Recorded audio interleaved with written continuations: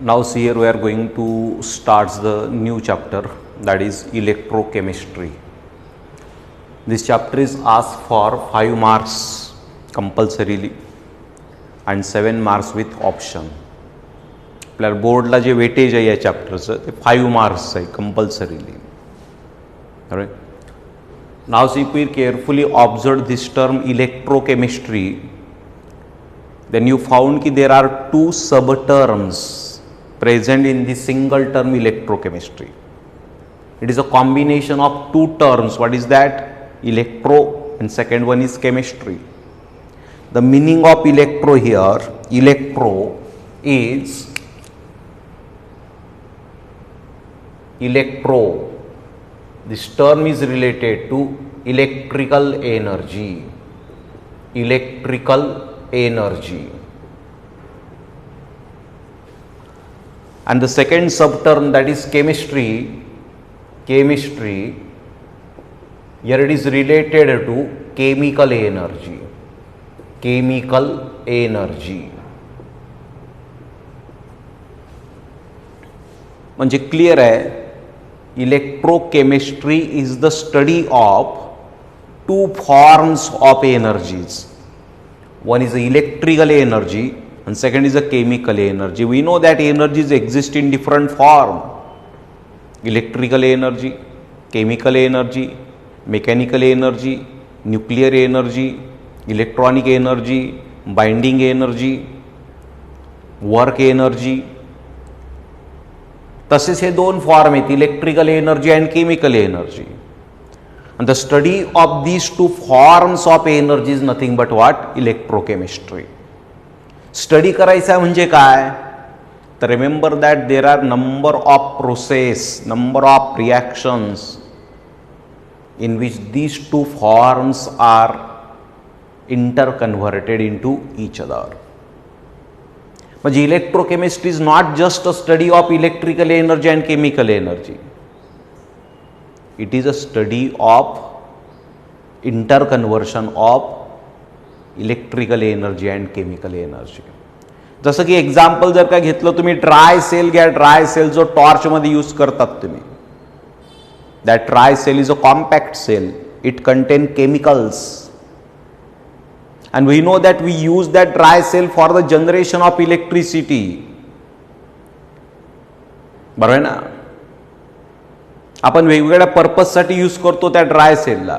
म्हणजे त्याच्यात काय होते, केमिकल रिॲक्शन होत आहेत आणि त्याच्यापासून इलेक्ट्रिसिटी प्रोड्यूस होते, and we use that electricity for different purposes.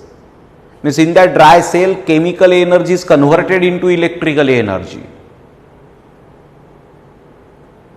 Similarly, you know the different electrolysis process. तुम्ही खालच्या वर्गांमध्ये इलेक्ट्रोलिसिस प्रोसेस शिकलेले आहेत बघा. सोडियम क्लोराईडमधनं आपण इलेक्ट्रिसिटी पास करतो. सोडियम क्लोराईडमधनं जर काही इलेक्ट्रिसिटी पास केली तुम्ही, NaCl, इलेक्ट्रिसिटी, तर remember that when we pass electricity through this liquid NaCl, it is converted into sodium solid and Cl2 gas. In this case we supply the electricity to perform the chemical reaction. म्हणजे here electrical energy is converted into chemical energy. Dry सेलमध्ये काय झालं होतं, केमिकलपासून electricity तयार झाली होती. किंवा laid ॲक्युम्युलेटर, battery तुम्ही जी घरामध्ये वापरतात इन्व्हर्टरला वगैरे, केमिकल एनर्जी पासून इलेक्ट्रिसिटी तयार होते. बरोबर आहे? त्याच्यात 2 प्रोसेस होतात ॲक्च्युली, आपल्याला पुढे बघायचं आहे. केमिकल टू इलेक्ट्रिकल आणि इलेक्ट्रिकल टू केमिकल. पण आपण स्पेसिफिक एक्झाम्पल देतोय की बॅटरीमध्येही केमिकलपासून इलेक्ट्रिसिटी तयार होते, केमिकल एनर्जीचं कन्व्हर्शन इलेक्ट्रिकल एनर्जीत होतं. ड्राय सेलमध्येही केमिकल एनर्जीचं कन्व्हर्शन इलेक्ट्रिकल एनर्जीमध्ये होतं. इथे मी इलेक्ट्रिसिटी पास केली आणि केमिकल रिॲक्शन झालेलं, म्हणजे electrical energy is converted into chemical energy. अशा प्रकारच्या प्रोसेसचा स्टडी म्हणजे काय असतं, electrochemistry. Means in this chapter we are discussing only 2 forms of energies, electrical energy and chemical energy.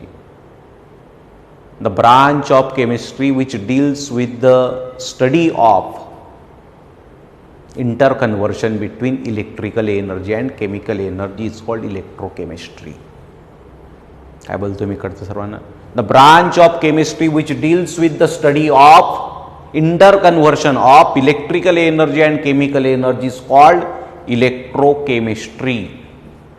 त्याचा आपल्याला मी एक्झाम्पलही दिले तुम्हाला. लगेच इलेक्ट्रोकेमिस्ट्री म्हटलं की डोळ्यासमोर dry cell, lead accumulator, fuel cell, भरपूर एक्झाम्पल, डॅनियल सेल, काही गोष्टी तुम्हाला अननोन आहे त्या चॅप्टरमध्ये शिकायला मिळतील. त्या मर्क्युरी सेल, बरेच सेल आहेत, बरोबर. मग आपण सर्वात आधी डेफिनेशन लिहू आता इलेक्ट्रोकेमिस्ट्रीची. काय सांगितलं मी? What is electrochemistry? See here,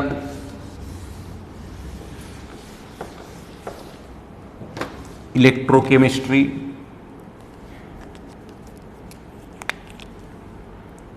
electrochemistry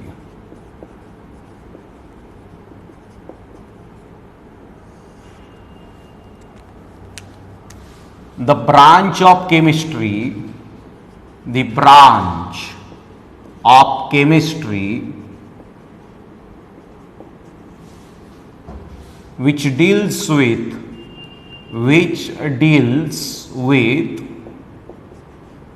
study of interconversion between what? Electrical energy and chemical energy is called electrochemistry.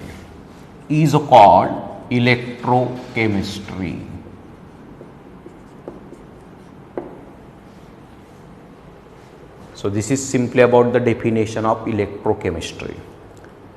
कळालं असेल तुम्हाला इलेक्ट्रोकेमिस्ट्री चॅप्टरमध्ये आपल्याला काय करायचं आहे. तर नाव see we are going to make different parts of this chapter. आपण जसे थर्मोडायनामिक्सचे पार्ट करतो वेगवेगळे, तसे आता इलेक्ट्रोकेमिस्ट्रीमध्ये वेगवेगळे पार्ट्स करायचे आहेत आपल्याला. सर्वात पहिला पार्ट जो असणार आहे त्याच्यात आपण बेसिक कन्सेप्ट्स ऑफ इलेक्ट्रोकेमिस्ट्री घेणार आहोत, म्हणजे the things that required for the proper study of electrochemistry त्याचा विचार करणार. सेकंड पार्टमध्ये आपल्याला हे कन्व्हर्शन्स पाहिजेत, मग electrical energy to chemical energy, chemical energy to electrical energy, like this. आणि सर्वात शेवटच्या पार्टमध्ये आपल्याला काही कमर्शियल सेल्स पाहिजेत, म्हणजे याच्यामध्ये dry cell, lead accumulator, fuel cell, mercury cell असे वेगवेगळे सेल्स असतील, बरोबर. म्हणजे आता आपण ॲक्च्युअल स्टडी स्टार्ट करणार आहोत. मी अजून तरी इलेक्ट्रोकेमिस्ट्री म्हणजे काय त्याच्यावर बोललो. पहिला पार्ट स्टार्ट करतोय मग आपण आता. कुठला? Basic concepts of electrochemistry. काय बघू आपण one by one. Basic concepts of electrochemistry, part first.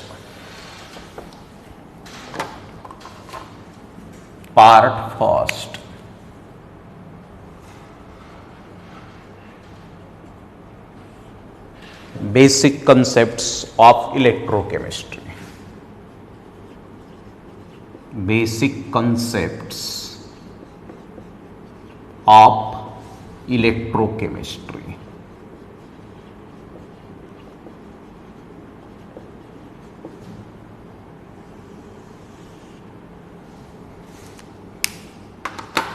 याच्यामध्ये सर्वात आधी आपल्याला conductor, types of conductor, then resistance, specific resistance, conductance, specific conductance, molar conductivity, अशा बेसिक गोष्टी आहेत, बेसिक टर्म्स आहेत ज्या इलेक्ट्रोकेमिस्ट्रीमध्ये यूज होतात, त्यांचा आपल्याला इथे विचार करायचा आहे. Let us start with the first case, that is conductor.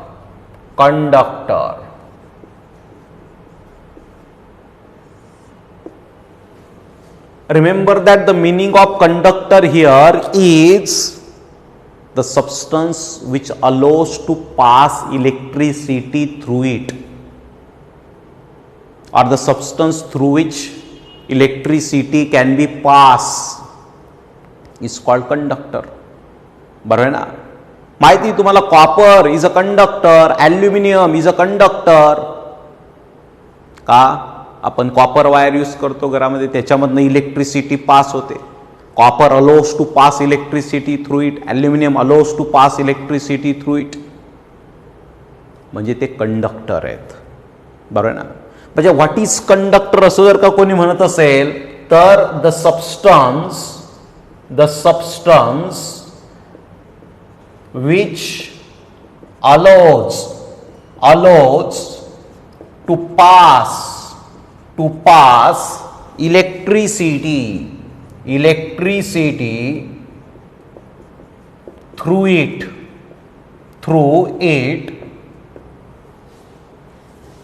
is called conductor. Now see, remember that depending on the type of substance, आपण म्हटलं the substance which allows to pass the electricity are called conductor. पण तो conductor कसा आहे, त्याचं nature कसं आहे, depending on this thing की which thing is responsible of that substance to conduct the electricity. Conductors are of two type, दोन प्रकारचे असतात कंडक्टर. कुठले दोन प्रकारचे असतात तर the first one is metallic conductor. इथे लिहितो मी types of conductor.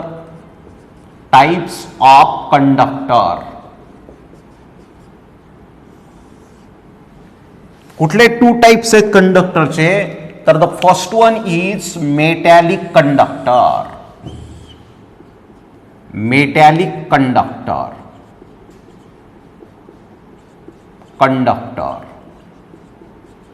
which is also called electronic conductor. त्याला इलेक्ट्रॉनिक कंडक्टरही म्हणतात. Electronic conductor.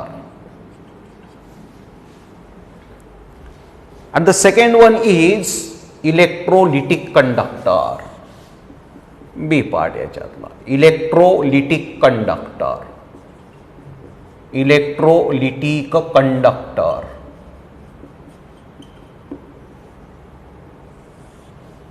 मग काय डिफरन्स आहे दोघांच्या मध्ये ते बघू आपण. Both are conductor means both are responsible or both allows to pass electricity through them.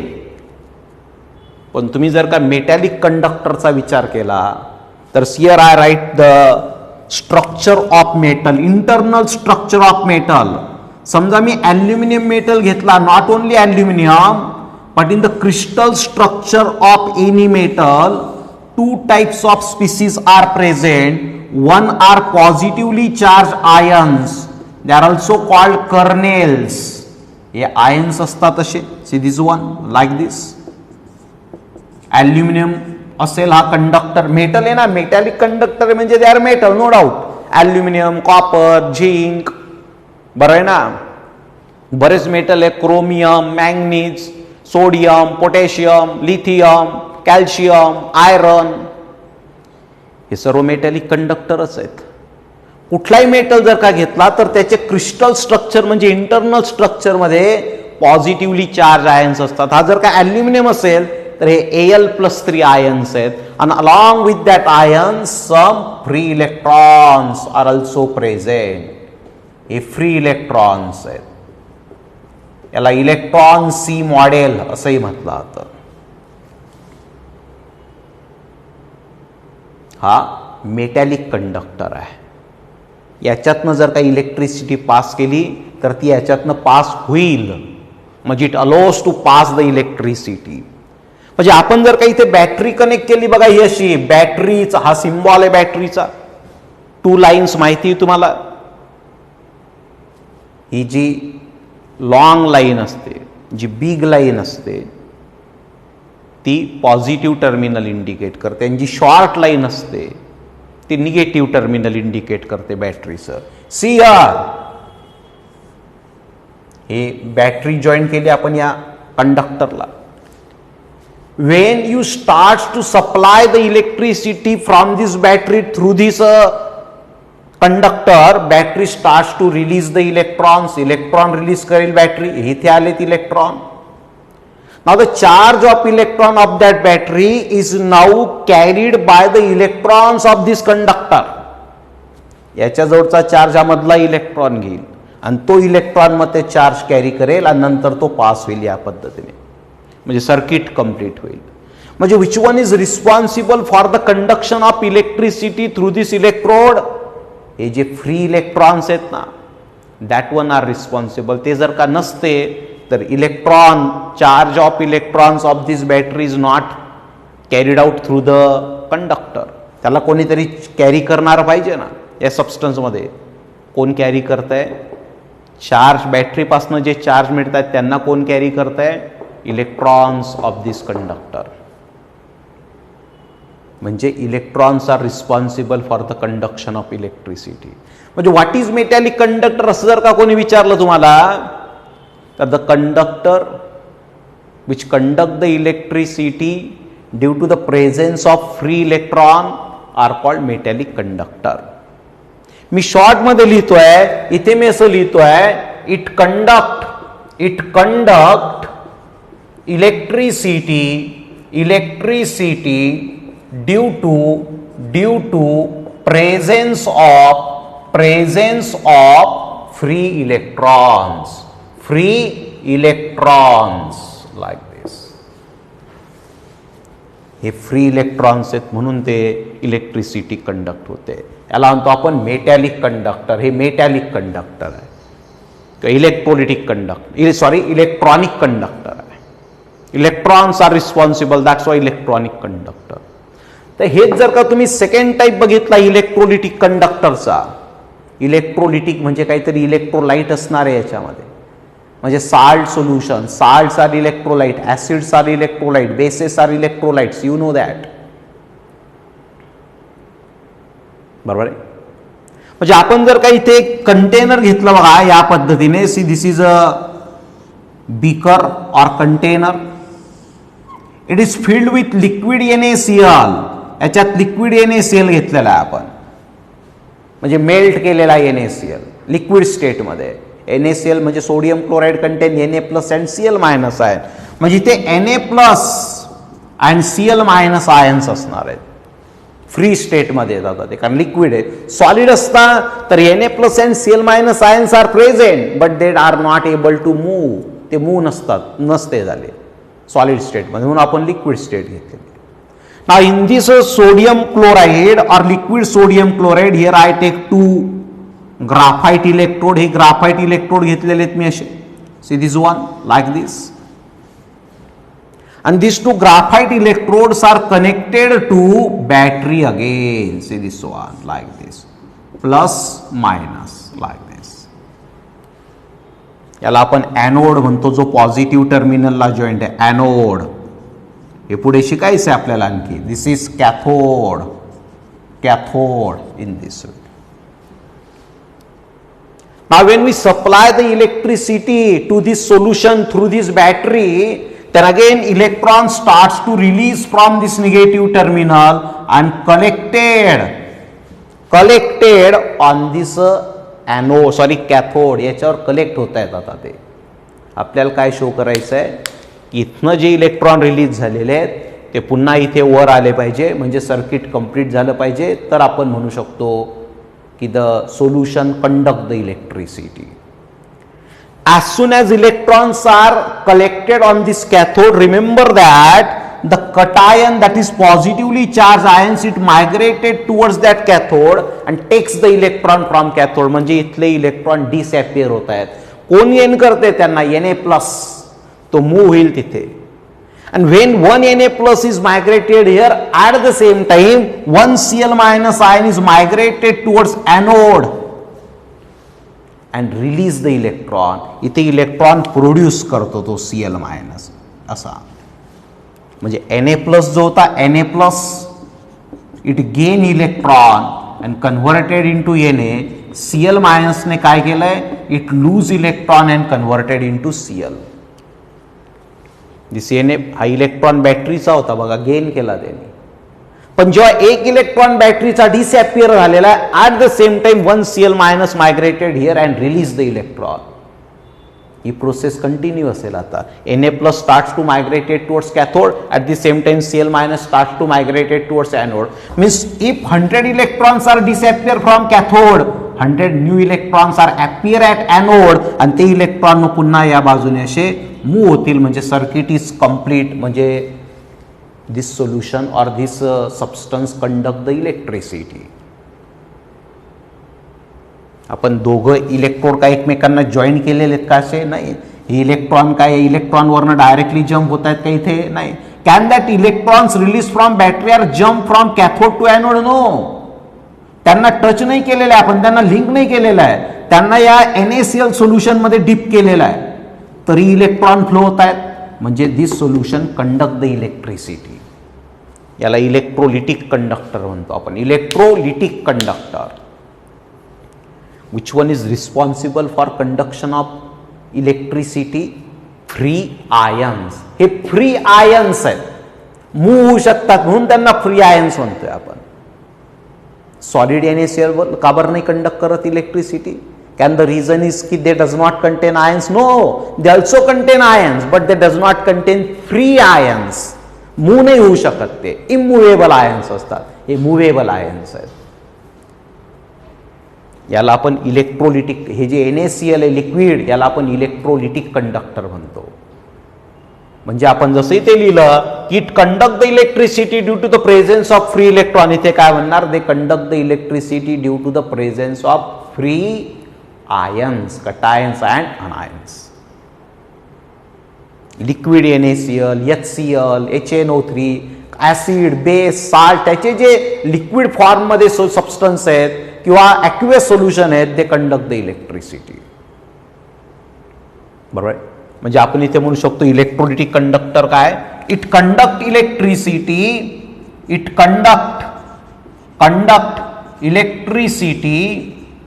Electricity due to presence of free ions.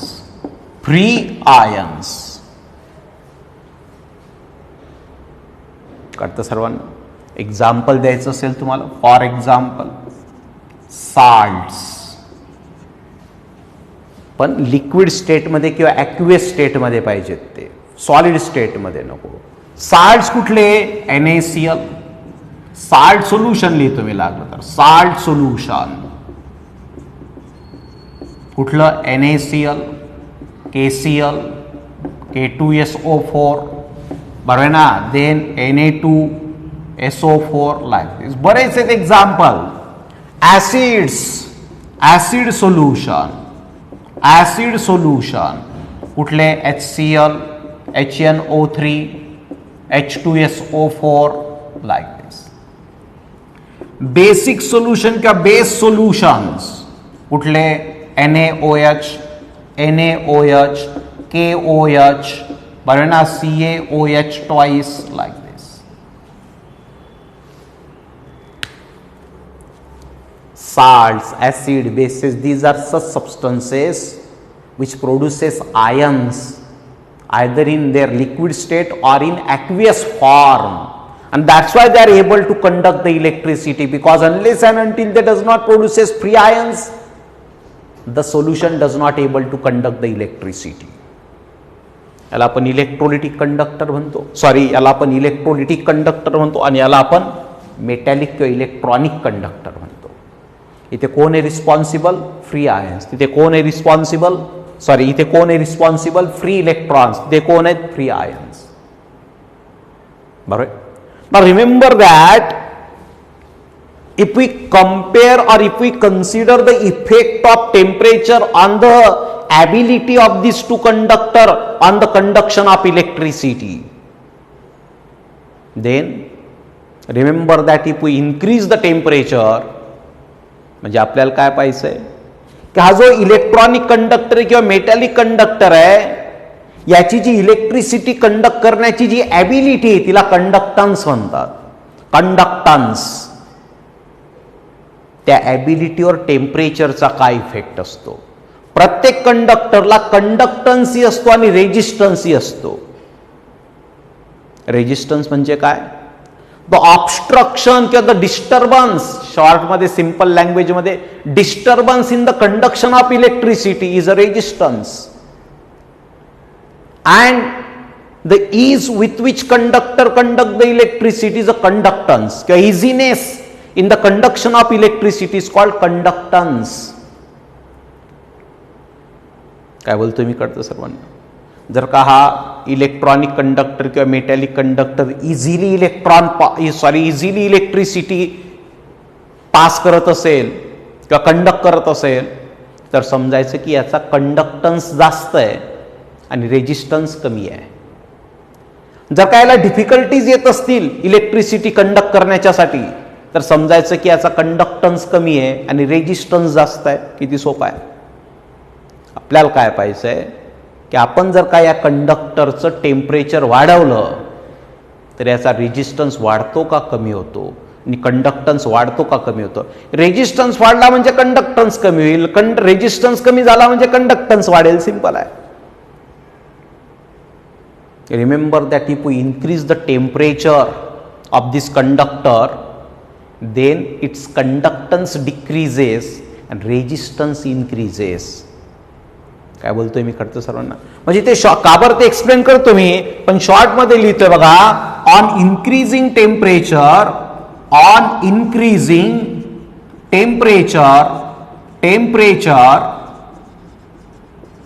It's a resistance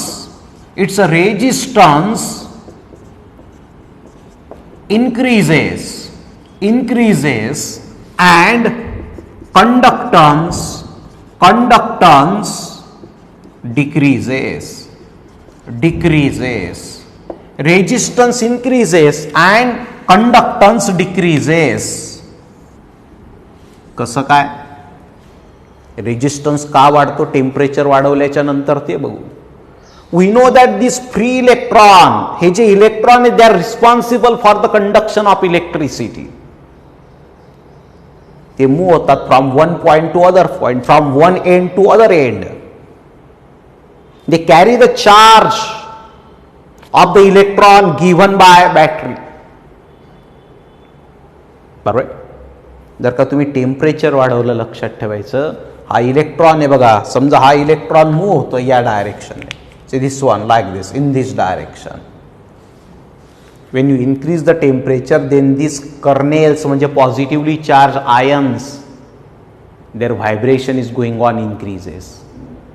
solid state तुम्हाला आठवत असेल तर बघा आपण 11th मध्ये घेतलेला आहे की इन सॉलिड स्टेट और solid state restricted to vibrational type of motion only. मोशनचे बरेच टाइप असतात, translational, vibrational, rotational. Solid state एका प्रकारचं मोशन दाखवतो. Solid particle does not move from one place to other place, but they shows the vibrational type of motion. ते vibrate होत असतात. म्हणजे या पद्धतीने up down up down up down like दिस.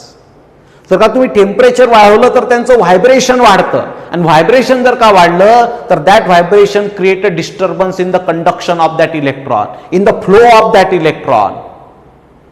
Vibration वाढलं तर इलेक्ट्रॉन इझिली फ्लो होत नाही. याचा अर्थ काय झाला की they does not conduct the electricity easily. याचा अर्थ काय झाला की resistance is increases and conductance decreases. म्हणून on increasing the temperature resistance increases and conductance decreases. Why? Because on increasing the temperature vibration of the cations म्हणजे positively charge ions increases and they create a disturbance in the path of that free electron. Hence that free electron not able to conduct the charge or electricity easily. बरोबर आहे. याचं तुम्हाला जर का short मध्ये relation द्यायचं असेल तर टेम्परेचर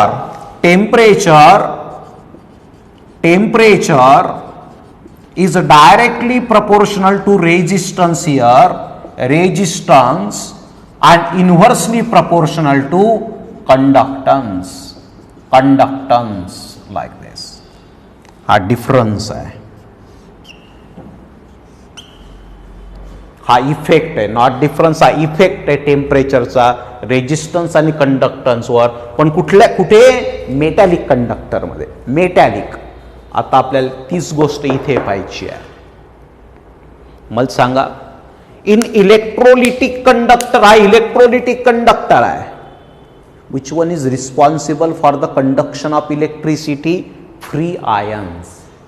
मला सांगा, हे आयन जर का इझिली मूव्ह होत गेले, if they are freely move, easily move, then their ability to carry the electricity, ability of cation to gain the electron and anion to release the electron, it increases.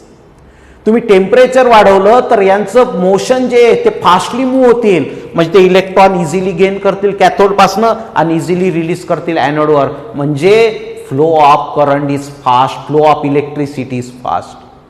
केव्हा? Temperature वाढवलं तर. कारण cation अनायन जितके freely move होणार आहेत तितकी त्या कंडक्टरची कंडक्ट करण्याची, इलेक्ट्रिसिटी कंडक्ट करण्याची ॲबिलिटी वाढणार आहे. Because free ions are responsible. If they become more free, then their ability to conduct the electricity is more. What happen on increasing the temperature? एक तर त्यांचा स्पीड वाढतो, पहिली गोष्ट. दुसरी गोष्ट, हे जे सोल्युशन आहे त्याची विस्कॉसिटी कमी होते. विस्कॉसिटी कमी झाल्यामुळे काय होतं की आयन्स आर फ्रीली मूव्ह नाव. जितके विस्कॉसिटी कमी असेल तितके आयन्स इझिली मूव्ह होतील. कळतंय ना? पुढची गोष्ट ही होते की attraction between cation and अनायन decreases. Temperature वाढवा, याच्यातलं अट्रॅक्शन कमी होईल. अट्रॅक्शन कमी म्हणजे ते आणखी फ्री होतील एकमेकांपासून, means they easily conduct the electricity. म्हणजे टेम्परेचर वाढवलं तर कंडक्टन्स वाढतो आणि कंडक्टन्स वाढतो म्हणजे रेजिस्टन्स कमी होतो इथे. म्हणजे एक्झॅक्टली अपोजिट आहे त्याच्या. If you increase the temperature here, conductance increases because speed of ions increases, and as conductance increases means resistance decreases. म्हणजे इथे तुम्हाला सांगता येईल की on increasing the temperature, on increasing temperature resistance decreases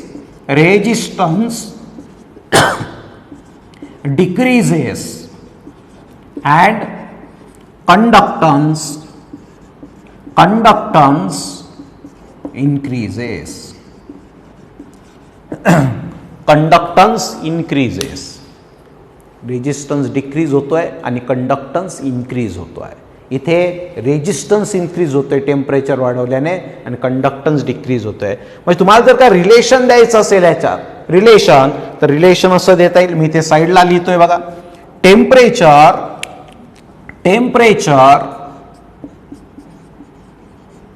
is inversely proportional to, तुम्ही व्यवस्थित लिहायचं आहे खाली, तुम्ही डायग्राम नाही दाखवली तरी चालणार आहे. Temperature is inversely proportional to resistance but directly proportional to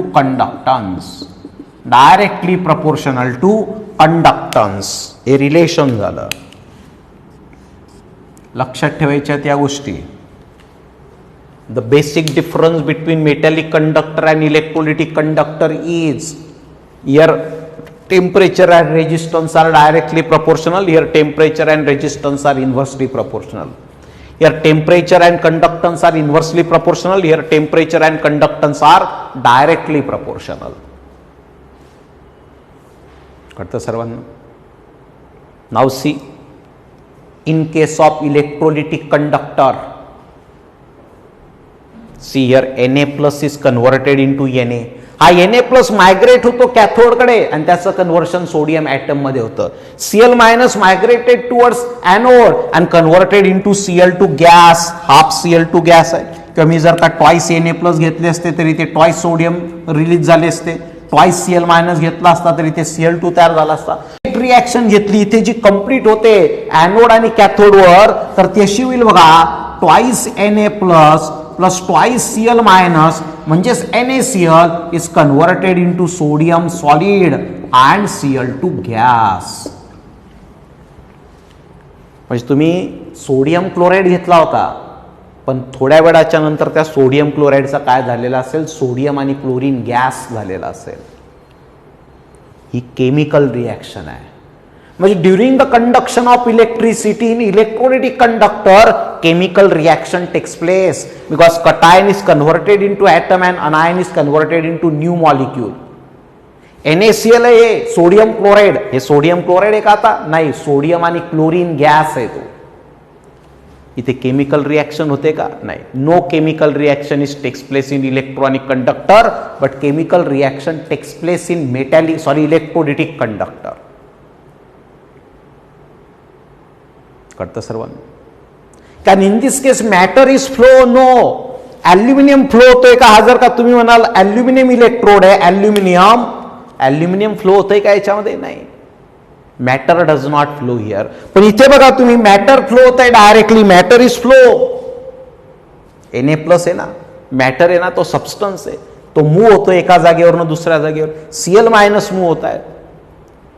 म्हणजे इलेक्ट्रोलिटिक कंडक्टरमध्ये मॅटर फ्लो होतं, तिथे मॅटर फ्लो होत नाही. म्हणजे तुम्ही आणखी काही जर का तुम्हाला याच्यात सांगायचं असेल तर हे सांगता येईल. सी हिअर काय की मॅटर डज नॉट फ्लो, म्हणजे substance does not flow. Here matter is flow. Matter आहे ना, Na+Cl- it is a matter. Matter is flow. Matter is flow. दुसरी गोष्ट, here can chemical reaction is takes place. मला सांगा, ॲल्युमिनियमचा वेगळा दुसरा element तयार झाला का काही? ॲल्युमिनियमचं काय कॉपर होईल का जर काही इलेक्ट्रिसिटी पास झाली त्याच्यातनं? तर म्हणजे here chemical reaction does not takes place. इथे केमिकल रिएक्शन होते. सोडियम क्लोराइड घेतला होता तुम्ही, इलेक्ट्रिसिटी कंडक्ट केल्याच्या नंतर सोडियम क्लोराइड नाही राहिला. सोडियम क्लोराइड पासून Na म्हणजे सोडियम मेटल आणि क्लोरीन गॅस तयार झालेला आहे. NaCl is converted into sodium and chlorine. म्हणजे chemical reaction takes place during the conduction of electricity. During conduction of electricity like this. हे डिफरन्सेस आहेत मेटॅलिक कंडक्टर आणि इलेक्ट्रोलिटिक कंडक्टरमध्ये, माहिती पाहिजे आपल्याला. कळतं सर्वांना. इलेक्ट्रोलिटिक कंडक्टरमध्ये काय सांगितलं आपण, इट कंडक्ट द इलेक्ट्रिसिटी और they conduct the electricity due to the presence of free ions. Free ions कोण प्रोड्यूस करतं? साल्ट असतात, ॲसिड्स असतात, बेसेस असतात. यांना आपण इलेक्ट्रोलाइट्सही म्हणतो. इलेक्ट्रोलाइट्स माहिती तुम्हाला, खालच्या वर्गांमध्ये झालंय तुम्हाला तुमचं. The substances which conduct the electricity in liquid state और molten state, they are called electrolyte. आठवत असेल तर बघा, NaCl is electrolyte. Why? Because it conducts the electricity in liquid or molten state or in aqueous state. HCl is an electrolyte because if we take the aqueous solution of HCl, H+ and Cl- ions are produced. That's why that is an electrolyte. It conducts the electricity. But can glucose, sugar, starch, they are electrolytes? No. Sugar solution तयार केलं तर तिथे ions नाही तयार होतात, फक्त शुगरचे particle एकमेकांपासून लांब जातात. But ions are not for. मग आयन्सच तयार होत नसतील तर that is a non electrolyte. बरोबर आहे. मग आपल्याला तेच पाहायचं आहे आता पुढची केस, इलेक्ट्रोलाइट्स अँड नॉन इलेक्ट्रोलाइट्स. हे कंडक्टर आणि टाईप ऑफ कंडक्टर काय मी ते एक्सप्लेन केलेलं तुम्हाला. Now electrolytes.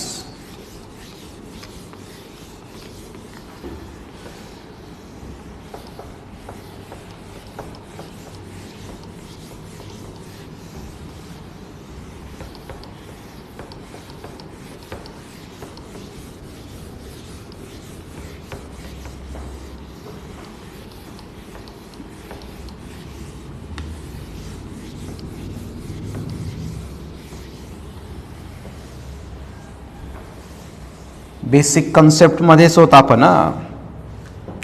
Now remember that on the basis of tendency of a substance to conduct the electricity. Electrolyte बद्दल बोलतो आपण, इलेक्ट्रोलिटिक कंडक्टर बद्दल बोलतोय आता फक्त. Substances are of two type. कुठले? Non electrolyte and electrolyte. Non electrolytes and electrolyte इथे लिहितो मी ऑन द बेसिस ऑफ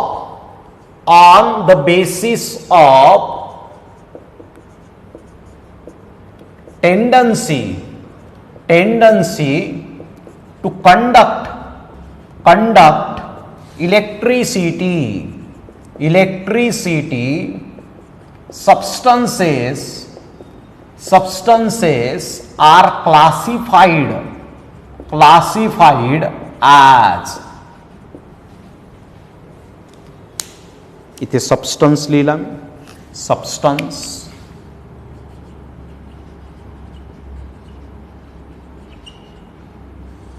दोन टाइप करायचे आहेत आपल्याला. First one is a non electrolyte and second one is a electrolyte like this. मैं आता बोलतो, those substances which conduct the electricity in their molten state or aqueous state are called electrolyte, and those which does not conduct electricity or their tendency to conduct the electricity is almost negligible, same as that of water, they are called non-electrolyte. म्हणजे actually आपण ते electrolyte आहेत का non electrolyte आहे हे compare करण्यासाठी त्यांचा जो कंडक्टन्स आहे तो वॉटरशी कम्पेअर करतो. Water almost exist in undissociated form or extent of dissociation of water is very very less. Ionic equilibrium मध्ये शिकलोय आपण. 1 लिटर वॉटर घेतलं तर 10⁻⁷ मोल्स डिसोसिएट होतात फक्त वॉटरचे. म्हणजे आयन्स फार कमी असतात, म्हणजे तो ऑलमोस्ट बॅड कंडक्टर किंवा नॉन कंडक्टर असतो. बरोबर ना. म्हणून नॉन इलेक्ट्रोलाइट म्हणजे एक जनरल डेफिनेशन जर का सांगायची नॉन इलेक्ट्रोलाइटची तर काय सांगायचं? The substances which does not conduct electricity in molten और aqueous state are called non electrolyte. NaCl non electrolyte आहेत का? नाही. तो इलेक्ट्रिसिटी कंडक्ट करतो म्हणजे तो इलेक्ट्रोलाइट आहे. म्हणजे पहिली डेफिनेशन लिहितो मी, दोघं डेफिनेशन लिहितो. पहिली डेफिनेशन अशी आहे की they does not conduct electricity in their molten or aqueous state किंवा जी आपल्या बुक मध्ये दिलेली आहे, the substances whose extent of conduction of electricity is same as that of water. वॉटरच बॅड कंडक्टर आहे. प्युअर वॉटर म्हणतोय आपण, डिस्टिल्ड वॉटर ज्याला म्हणतो आपण, ज्याच्यामध्ये साल्ट नाहीये. आपण जे आपल्याजवळ जे वॉटर आहे, आपल्या घरी जे वॉटर आहे त्याच्यात साल्ट्स असतात, ते कंडक्ट करते इलेक्ट्रिसिटी. आपण प्युअर वॉटर बद्दल बोलतोय. Pure water is almost bad conductor of electricity because we know that ions are responsible for conduction of electricity and the ions present in water are almost negligible. That's why it is a bad conductor. म्हणून आपण non इलेक्ट्रोलाइटला वॉटरशी compare करतो. म्हणजे तुम्ही असंही सांगू शकतात these substances का definition असली तुम्ही the substances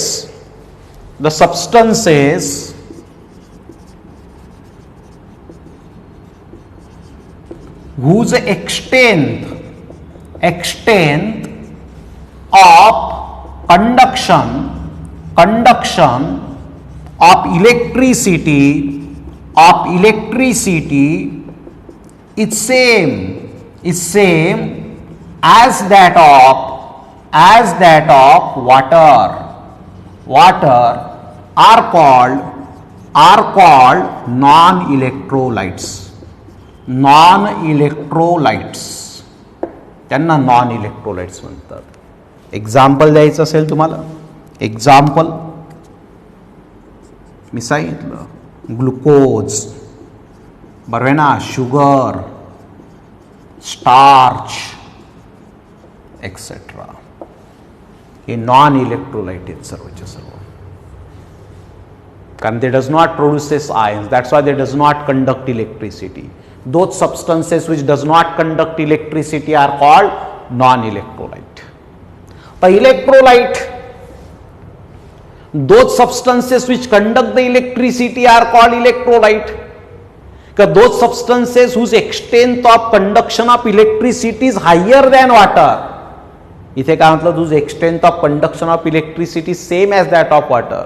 इथे काय असेल, higher than water are called electrolytes. म्हणजे इथे आपण दोघं पद्धतीने सांगू शकतो. पहिली केस काय, फर्स्ट वन, की they conduct electricity in their molten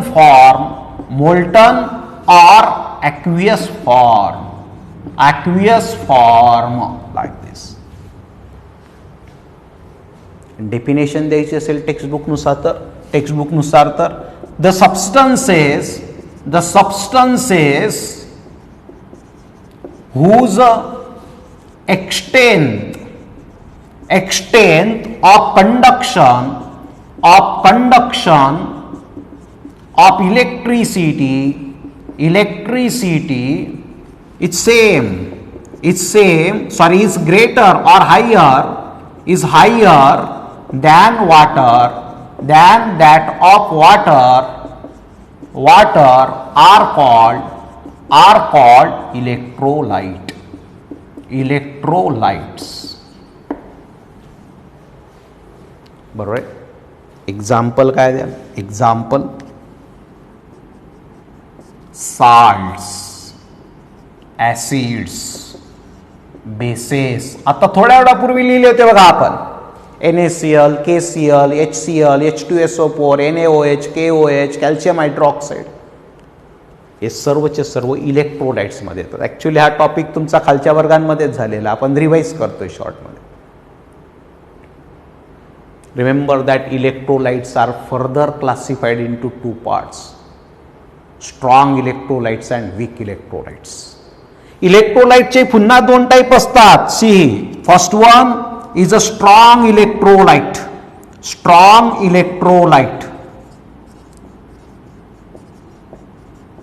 and second one is a weak electrolyte.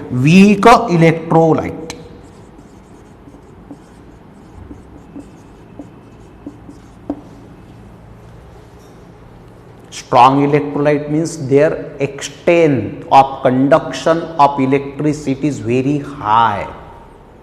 When the extent of conduction of electricity is very high, if the ions, very large number of ions are present in their molten or aqueous form, and when large number of ions are formed, if that substance dissociates almost completely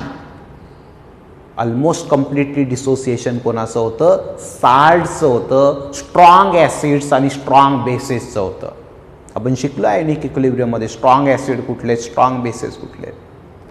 म्हणजे strong electrolytes are those whose extent of conduction of electricity is very high, means which dissociates almost completely. म्हणजे आपण इथे लिहू शकतो, these electrolytes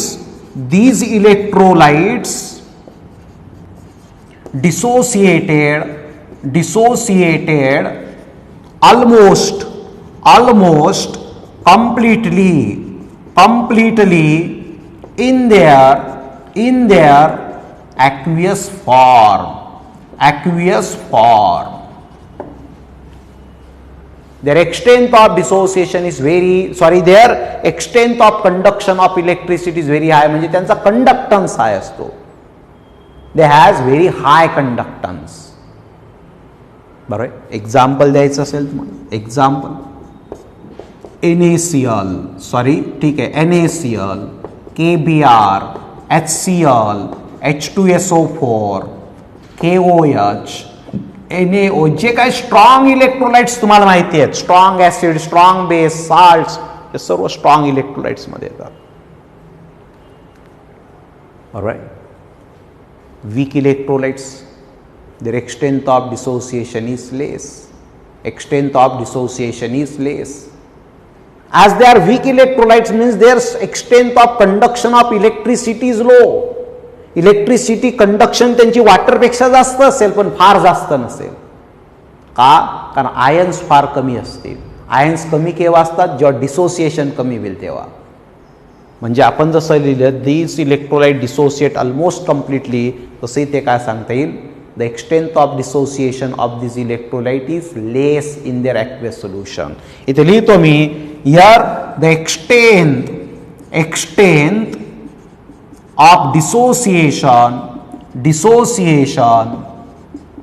of these electrolytes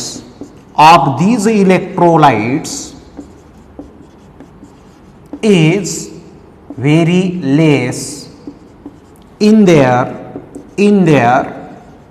aqueous solution.